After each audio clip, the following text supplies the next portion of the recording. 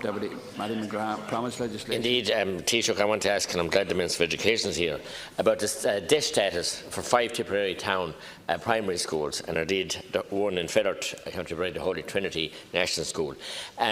This has been bandied around now for a number of years, and it's totally discriminatory against the students and pupils and families of Tipperary town and County Tipperary.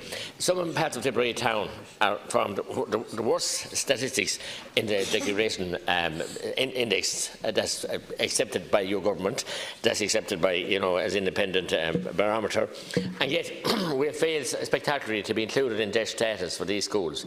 These young pupils are as entitled to DEIS supports as pupils in any other part of the country, whether it be Dublin, Cork, any place else. And I hope that we'll see some movement. And there was a huge disappointment last year when they were excluded completely from including in the DEIS programme, and the Tipperary schools need to be included immediately.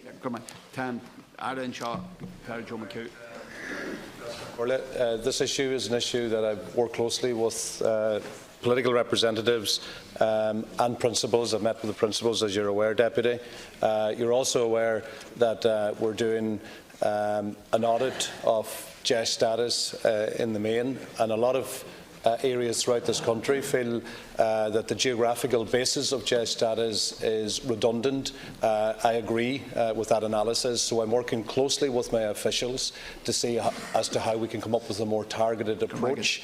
But in the meantime, we're looking specifically at Tipperary town, and we will have a response in that regard in the not too distant future.